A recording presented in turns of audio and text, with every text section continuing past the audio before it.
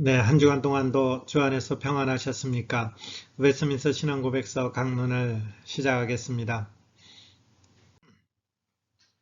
오늘이 33장, 웨스민스터 신앙고백서는 33장까지 있습니다. 긴 여정에 오늘이 마침표를 찍는 그 날입니다. 마지막은 최후 심판, 이렇게 되어 있습니다. 근데 특이할 것은 뭐냐면, 여러분 교재에도 보면 제가 적어놨지만, 성경의 종말의 마지막인 최후 심판과 그 다음에 천지의 창조인 창조와 관련된 기사는 그렇게 많지 않습니다. 이 말은 무슨 말이냐면 그 성경에서 말하고 있는 그 어떤 것들을 간단하고 명료한 형태로만 지적해 놓았다라는 것이죠. 그것은 우리 시대 속에서도 마찬가지입니다. 그래서 성경이 간단하게 했기 때문에 웨스민스터 신앙고백서도 간단하게 정리하는데, 이것은 뭐냐면 성경이 말하는 범위 내에서만 생각하라라는 것이죠. 이것이 종교개혁의 굉장히 중요한 요소 중에 하나입니다. 성경이 말하는 데까지만 나아가라. 이게 이제 종교개혁자들이 모토로 삼았던 하나의 어떤 내용들 중에 하나죠. 성경이 말하는 데까지만 나아가라. 이런 것을 잘못 오해하고 성경이 말하는 데보다 조금 더 넘어서면 아주 이상하게 되는 거죠. 지난주에 이렇게 말씀드렸지만 천국 갔더니 어떤 사람은 초가집 살고 어떤 사람은 아파트 살더라. 뭐 이런 내용들은 이제 다 거짓이다. 이렇게 생각하시면 될 것 같아요. 우리는 성경이 말하는 데까지만 나가는 것입니다. 오늘 최후 심판도 그렇게 우리는 공부하게 되는 것이죠. 자, 오늘은 텍스트를 조금 읽으면서요. 하나님은 예수 그리스도로 말미암아 의로서 세상을 심판하실 날을 정하시고 그에게 성부의 모든 권세와 심판을 맡기셨다. 자, 심판은 누구 합니까? 이렇게 했을 때 우리는 하나님 아버지가 심판하는 거 맞습니까? 예, 맞습니다. 오케이, 이렇게 답하는 것이죠.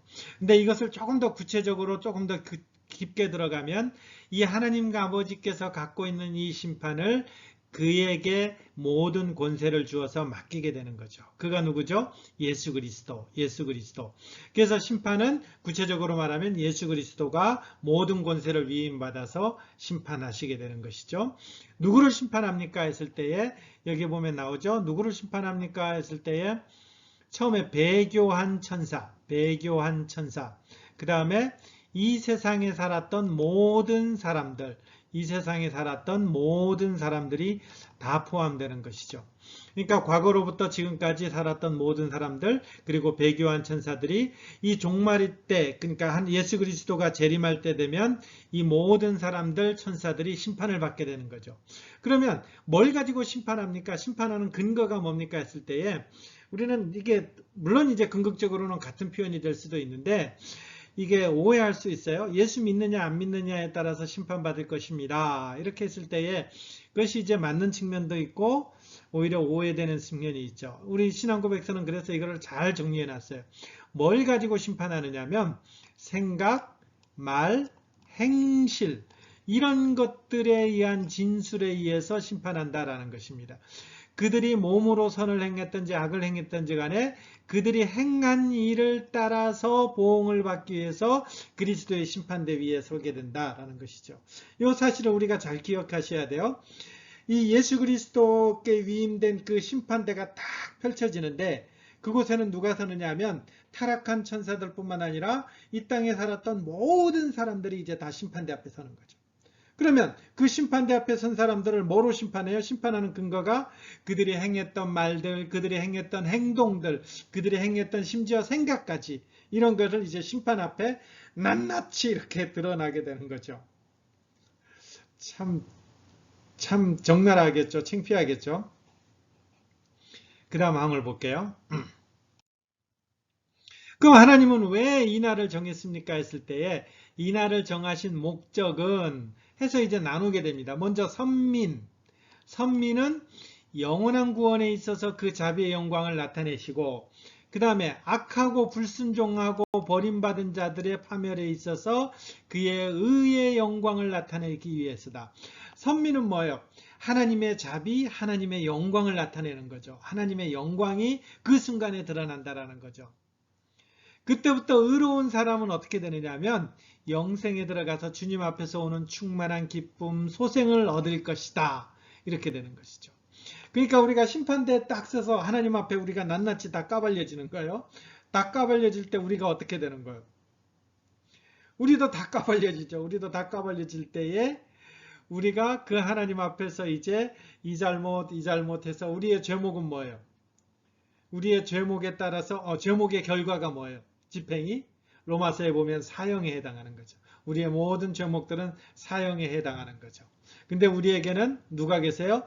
중보자 그리스도, 변호인 그리스도가 계셔서 그분이 나의 죄를 이미 다 담당하게 되는 거죠. 내가 이러이러한 것들에 이렇게 죄가 있습니다 라고 했을 때에 이것을 예수 그리스도가 다 담당했습니다 이렇게 표현하는 거죠. 그래서 우리가 모든 사람은 심판을 받습니다 라고 했을 때도 맞고, 예수 믿는 사람은 심판에 이르지 아니합니다 이렇게 했을 때도 이런 것들을 두고 얘기하는 거죠. 그래서 예수 믿는 사람들은 이 심판의 날이 어떤 날이에요? 여기 잘 표현했죠? 의의 영광이 드러나는 날, 자비의 영광이 나타나는 날 이렇게 되는 거죠. 그리고 충만한 기쁨, 소생이 얻는 날. 그러니까 우리는 뭐라고 하는 거예요? 나중에 이제 나오겠지만 예수 그리스도여 어서 오십시오 하는 이유가 여기 있는 것이죠. 심판의 날이 두려운 날이 아니에요. 심판의 날이 두려운 날이 아니고 무서운 날이 아니고, 하나님께서 나를 심판하면 어떻게 할까? 하나님께서 내 이 죄목을 가지면 어떻게 할까? 했을 때 예수님의 그 보혈의 공로로 말미암아 우리의 모든 죄들은 다 사았기 때문에 그날은 영광의 날이고 자비가 나타나는 날이고 기쁨이 나타나는 날이죠. 반대로요, 하나님을 모르고 예수 그리스도의 복음을 순종하지 않던 악한 사람들은 영원한 고통의 던짐을 받아 주님 앞에서 그의 능력의 영광으로부터 오는 영원한 파멸 그리고 벌을 받게 될 것이다 이렇게 되는 것이죠.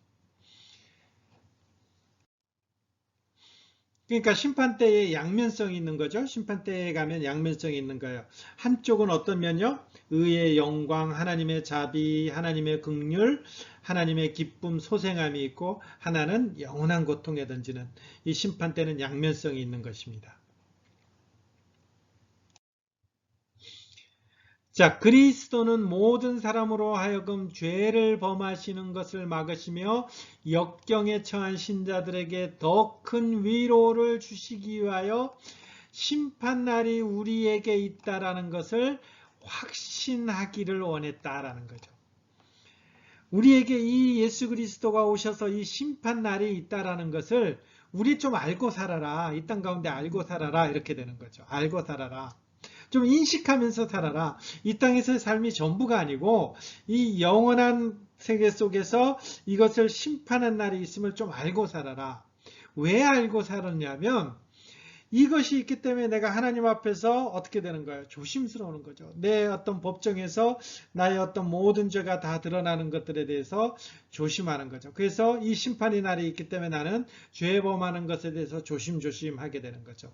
이 조심하는 건 뭐예요? 내가 이 죄 때문에 심판 날에 내가 처벌받는 것이 두려운 것이 아니라 이런 모든 것들이 하나님 앞에서 이게 이렇게 놓여지고 그 상태 속에서 이제 그 모든 것들에 대해서 하나님의 판단하는 날들이 있기 때문에 그런 것들 때문에 우리는 죄 짓는 것에 심판날이 있다라는 생각은 죄 범하는 것을 막고, 그 다음에 역경에 처한 신자들은 큰 위로가 되는 거죠. 이게 내가 지금 고생하는데 누가 알아준다라는 거예요.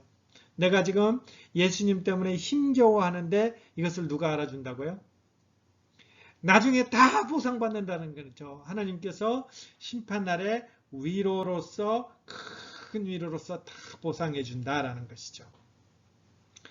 그것을 우리가 인식하며 살아라. 그날을 모든 사람에게 감추어 두어서 모르죠. 우리가 예수님이 언제 오실지 우리는 모르는 거죠. 모든 육적 안전을 버리고 주님이 언제 오실지 모르므로 우리는 항상 깨어 있어서 언제든지 뭐라고요? 주 예수여 어서 오십시오 라고 할 수 있도록 준비하게 하셨다. 아멘. 이게 웨스민스터 신앙고백서의 맨 마지막 부분이죠.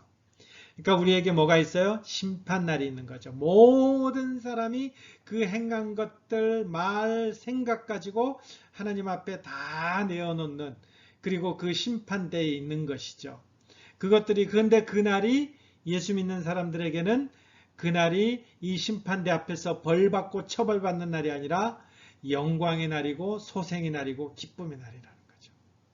그렇기 때문에 우리가 이런 날이 있기 때문에 우리가 이런 날을 바라보면서 우리가 항상 깨어 있어서 우리는 이 날을 소망하면서 견뎌내는 거죠. 때로는 죄 짓는 것도 견뎌내고 때로는 고난도 견뎌내면서 우리의 소망은 뭐라고 고백해요? 주 예수여 어서 오십시오. 이렇게 되는 것이죠.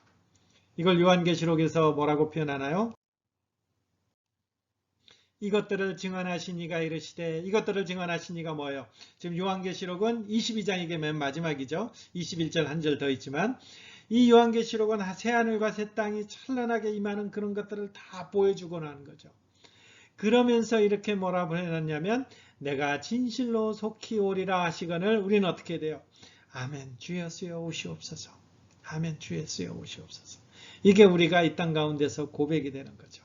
하나님 이 땅이 너무 좋사오니 조금만 있다가 오십시오. 이러는 것이 아니라 그날의 영광, 그날의 기쁨은 너무나 크기 때문에 우리가 이 땅을 어떻게 살아가요? 그날에 있음을 알고 그날을 기억하면서 위로를 받을 것을 기억하시면서 소망 중에서 인내하면서 나가는 삶.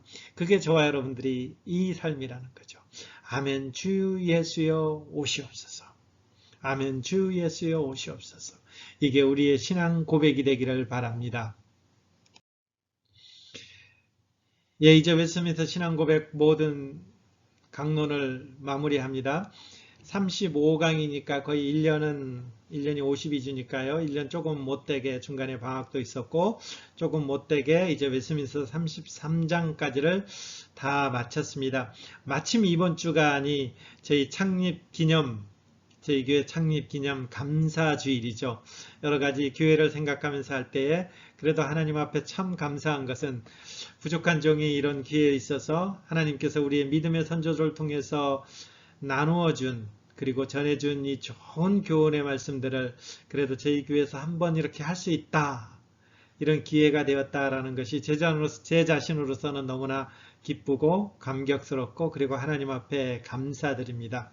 그리고 또 감사드리는 것은 사실 비대면이라서 이런 것들은 이제 소위 함께 하면서 좀 질문도 하고 또 의견도 나누고 토론도 나누고 이렇게 하면 조금 더 풍성해졌을 건데 그렇지 못하고 우리가 이제 비대면으로 이렇게 하게 돼서 조금 아쉬움이 있지만 그럼에도 불구하고 끝까지 들어주시고 따라와 주시고 또 어떤 이들은 이제 카톡을 통해서 조금 이제 질문해 주시고 이런 일들이 조금 있었는데 이런 어떤 한 걸음에 같은 마음을 품고 저와 같은 마음을 품고 하나님의 교훈을 기다리며 이렇게 쫓아와 주신 그런 모든 분들께 진심으로 감사드립니다.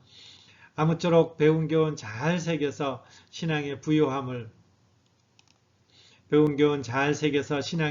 부요함을 누리시기를 웨스트민스터 신앙 고백을 마무리하면서 여러분 앞에 권면드립니다. 이제 모든 순서 마치겠습니다. 고맙습니다.